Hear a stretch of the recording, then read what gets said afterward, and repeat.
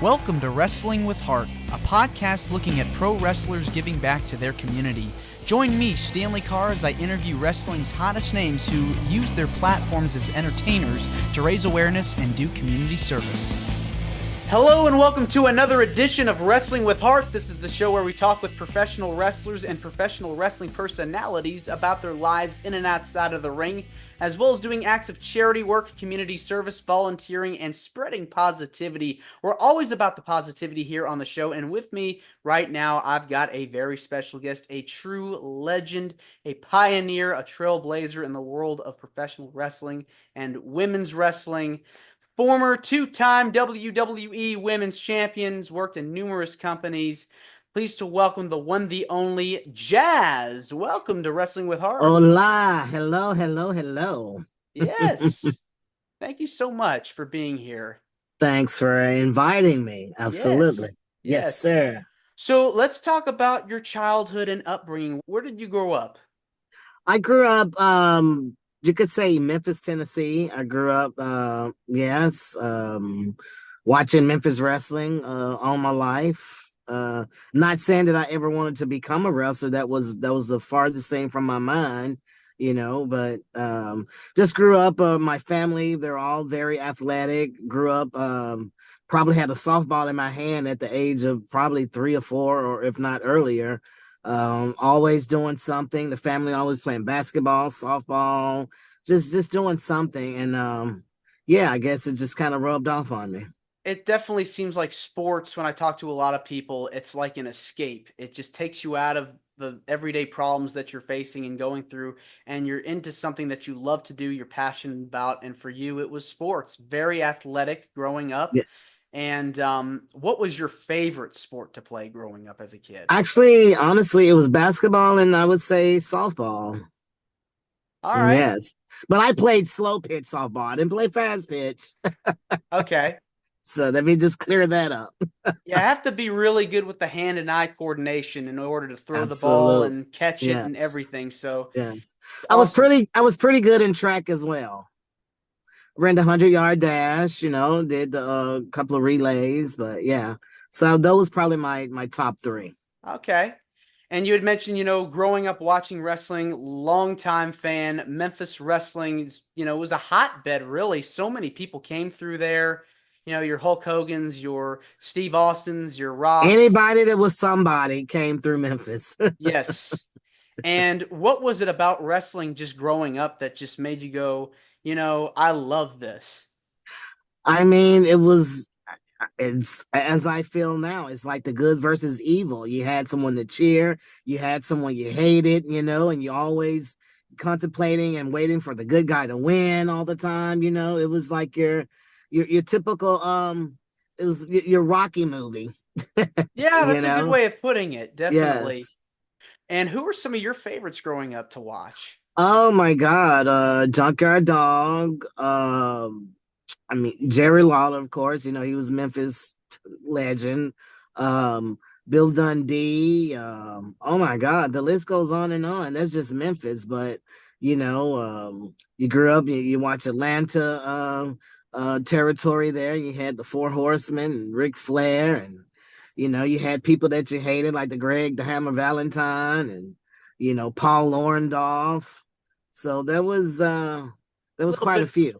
Yeah, definitely something for everyone. And it was just captivating, when you watch these characters come out, you love to cheer them or boo them every week.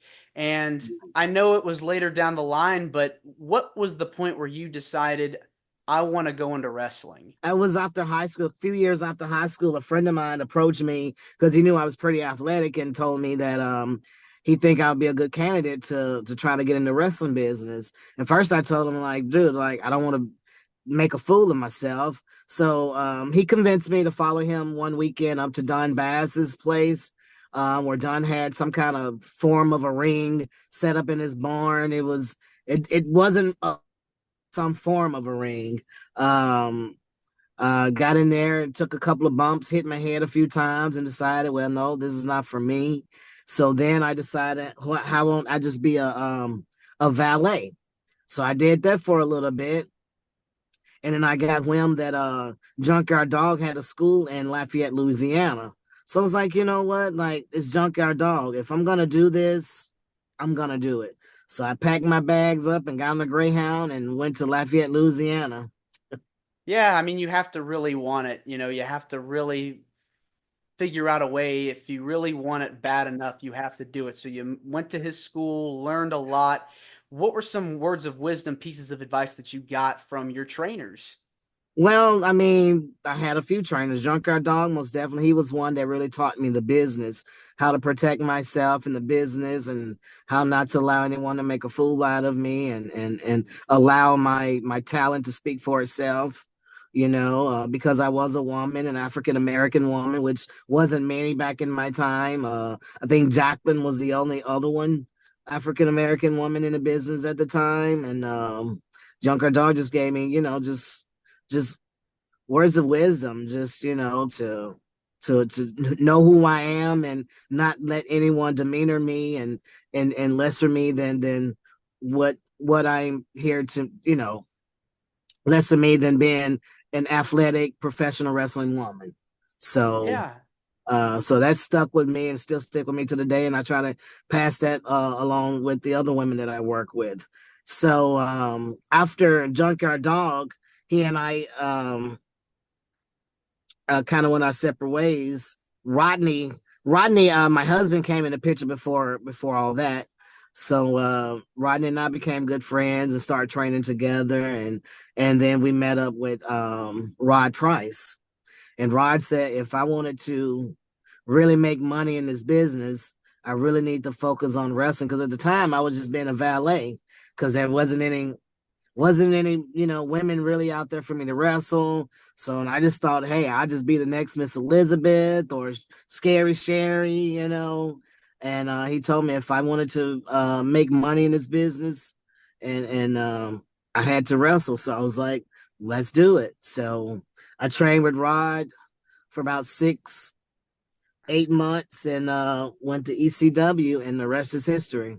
Yeah, and you got paired up with the Impact players, working with the likes of Just Incredible, Jason Knight, Lance Storm. Yes. What was it like working with those guys? Oh man, it was amazing. They took me underneath their wing, everyone was so nice and so giving and very protective, because again, I was green as could be. I didn't know anything. I learned everything on the fly. Each night I learned I learned as I went. And you got in the ring with Jason Knight later on. Working Yes. with guys, I'd imagine is a lot different than working with women. A lot different, a lot different. And Paulie made sure that the guys didn't just treat me like a woman, So if we was gonna wrestle, we were gonna wrestle. So Hmm. yeah, so yeah, I had to bring it, I had to treat it as if I was in a fight for my life every night. And what was it like being around the women in ECW? Oh man, we were everyone was so close, ECW is like a really big family. So being around with the girls, Francine, Dawn Marie, again, very close to both, still to this day, very close to both of those ladies. And then Lita came in, Miss Congeniality, she and I became good friends, started traveling together. So yeah, we were just a little sisterhood. Yep. And then eventually ECW closes, WWE picks you up. Yes. Tell me about that call that you got, how you got signed. Tell us all about what Yeah, happened. it was out of the blue. I went and did a dark match. Saw Tommy Dreamer at an indie show in Texas because Rodney and I were living in Fort Worth, Texas at that time, and saw Dreamer at a show. And Dreamer was like, "I'm gonna talk to Paul Lee. We're gonna see about you getting a dark match and give you a tryout." I was like, "Heck yeah, let's do it." So all that was set up when I did my dark match, and I was told they were really really impressed. I would say about a month or two later, got the phone call and said they were interested and wanted me to head straight to Kentucky for the developmental. And the rest is history. Yeah, I mean, look at all the women that you've gotten to work with over the years. Trish Stratus, Lita, Yes. Victoria, Jacqueline. Molly. It's unbelievable. List of Yes. people, people still to this day talk about that core group of women, that really Yes. kind of set the tone for what we see today with the women's revolution. Who were some of your favorite opponents that you got to work with during your Oh career? man, oh, all of the girls. I mean, because we were out there to make a point, we were making a statement. I wasn't there for the gimmick matches, like the panty and bra matches, the pillow fight matches. I wasn't there for that, but they were all fed up with that era, and we were there to like let them know that we belong on the card, we belong part of the roster, and we are professional wrestlers, we are WWE superstars, and not just TNA. So that was our point every night to prove to the world and to the company that we belong. And I mean, it's got to feel good now, when you look back and you see the women's revolution and see women's wrestling, reach the heights that it is right now. Yes, It has to feel good knowing that it you ladies does. paved the way. It does. It really does. I mean, I don't think I would have fit that mold anyway of being in, panty and bra matches. Like that just wasn't me. Uh so yeah, like it's just everything worked out. Like you said, the evolution of the women wrestling today. I mean, like again, when I started, there were barely five women wrestling. I mean, all on the indies, there were barely 5 to 10 women in the business trying to make it, and now there's thousands. It's like women wrestling has taken over. It definitely has. And Yeah. how long were you wrestling? When did you leave as a competitor, retire? Fully retired like a couple of years ago. Yeah, my knees were shot. I needed to have a knee replacement, and and if I couldn't go out there and be Jazz, then I was like, I worked too hard, created a legacy, and I wasn't gonna ruin it by just trying to just stay out there. When I knew daggum well, I couldn't. So and it was very hard, very very hard to leave that side of the business alone. But again, I'm still deeply involved. My husband and I, we've had a school for over 20 years, so it's just we're still passing along the knowledge and still deeply involved in the business today, working with NWA, one of the only and head producer of the whole women's division there. So it's When you life is great. Yes, it definitely is. And when you look at the roster now, and Yes. when you think about, dream matches, who do you go and sit there and go, Man, I wish I could wrestle this woman, or this person and I would have such a good match." When you talk about dream Uh matches, Dream matches. Wow. I would love to be in a tag with Bianca and Jade one day. That would be great. If I had to work someone in the singles, I always say it would be Charlotte Flair. that would be a really good one. Two different Yeah. styles, but really, like both of you are powerhouses. Yes. And Charlotte's a true worker, and that's what I always consider myself as, a worker. So I believe she and I could actually go out there and make magic together. And I think it would be such an incredible match, the both of you. Um, Yes. when I think back to your days, especially in your WWE tenure, working with Teddy Long, especially, that was a really good time. I enjoyed. Yes. And I'm the only woman that Teddy has ever worked with. Hmm. It's so amazing, wrestling Trish Stratus and Lita, getting to work a WrestleMania. Yes. That had to have felt good. Oh my God. Yes. I mean, that's the grand stage of all, right? That's the Super Bowl of wrestling. So, I mean, anybody that ever buy a pair of boots wants to be a part of Mania. Yeah, I mean, walking in as champion, walking out as champion. Yes. The first African American woman to do that. That's so cool. That Yes. really Yes. is. Yes. Wow. All right. So I want to talk about your wrestling school. You and Rodney, you'd mentioned you've had the school now for about 20 years. What made you Yes. decide to start it up? And Talk about how it's grown since you started the school. Well, I mean, we love teaching, we love giving back.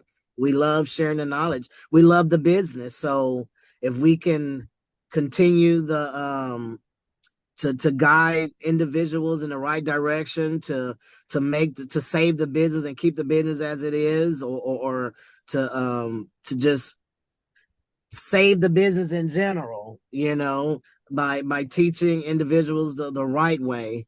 And that's what we're all about. We're all about giving back. Sometimes we cheat ourselves on. People tell us all the time we're too nice, but that's just how we are, and that's just how we feel like we continue to have our blessings and still be a part of business today. But Yeah. yeah, just love to share the knowledge, man. We were taught and given so much knowledge from so many different people, and I mean, like, and when I say this, I'm talking about the Fit Finleys, the Arn Andersons, the Dr. Toms, the and I mean, you go to ECW, your Tracy Smothers, your Dreamers, your Paulie. Oh my God! I mean, the list goes on and on. These are individuals that has actually either talked to me or hands on with me in the ring. So, And what is it that you talked about, the stuff that you got from your trainers, advice, but what pieces of advice do you give to your students now? I think the biggest thing now is to we try to teach everyone to continue to work on their craft, because nowadays people start having matches, then they stop training. It's like that's my biggest pet peeve in this sport, because I feel like wrestling is the only professional sport that individuals feel like once they've done a little something, they're great at it and they stop working on their craft. LeBron James never stopped. Kobe Bryant, the greatest of the greats. They practice and train all the time.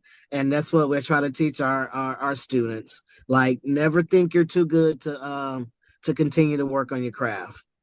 No, it takes that discipline. You have to It really does. commit to it. It's a commitment. It's a commitment. It's a sacrifice. It's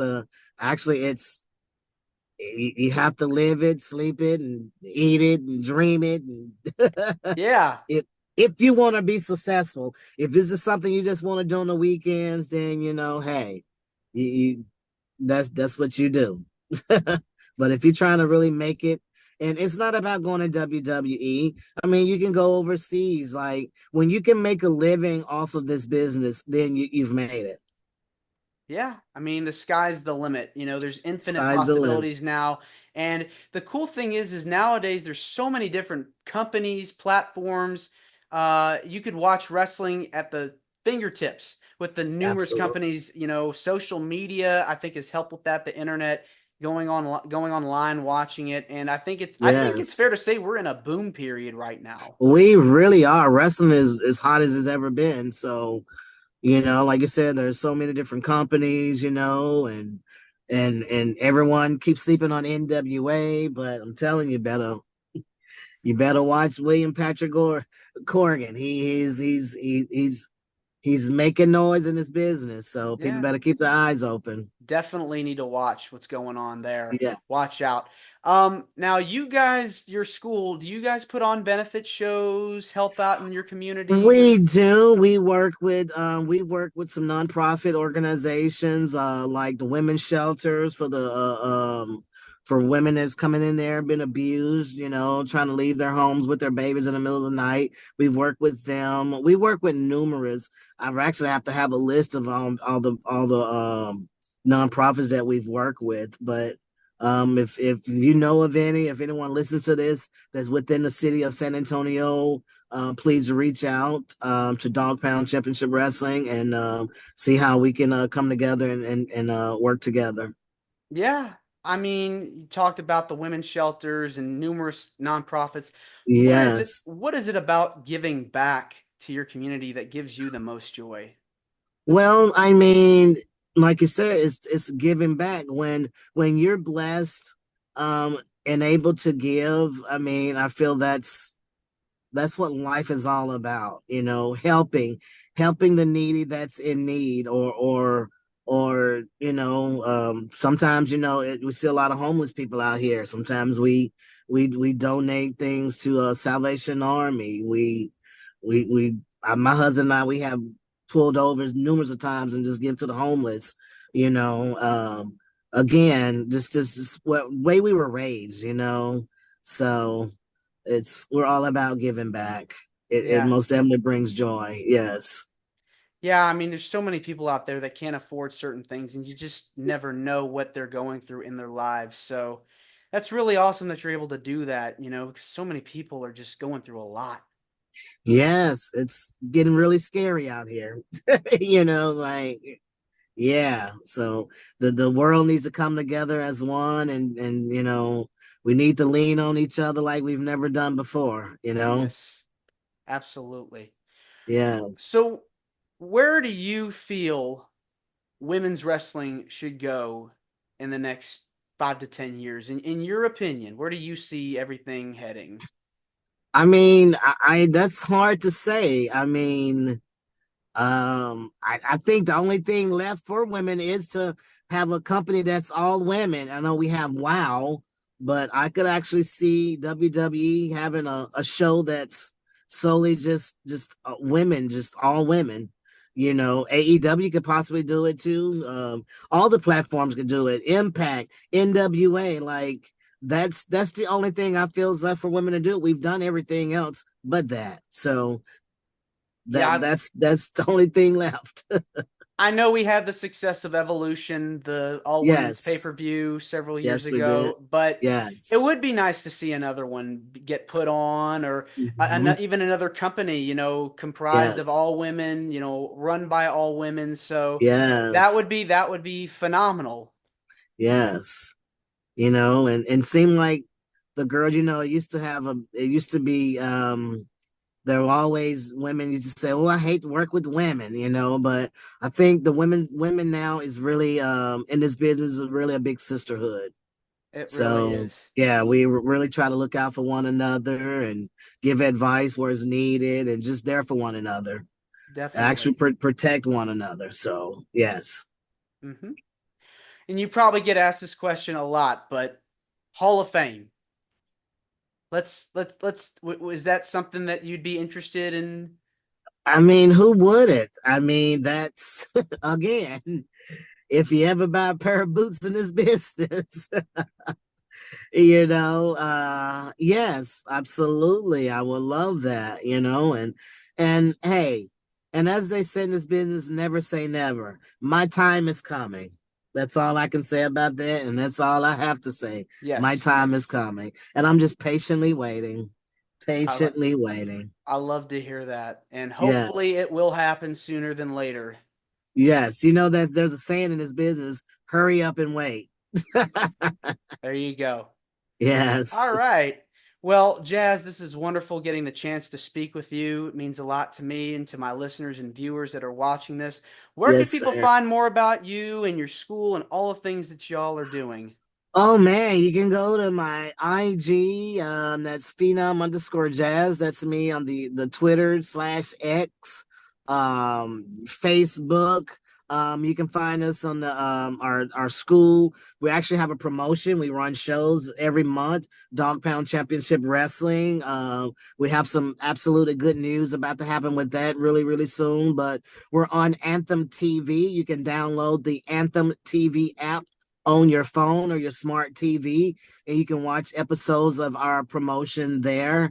Again, we run here in San Antonio every month. That's Dog with two G's Championship Wrestling. And when did you start the promotion? Was that attached to the school as well? Yes, yeah, it's been attached with the school. Yes, we've been running for a few years now, but now it's really things are picking up. We're a student based show, but our students are really, yeah, They stepping want to up. learn. Yeah, they're stepping up and making magic, man. Like, yes, I think again, download the app Anthem TV, show your support, show your love. Would appreciate it. Yeah, definitely sounds like it's going to be really good these next few months, and I look forward to Yes. hearing more about it.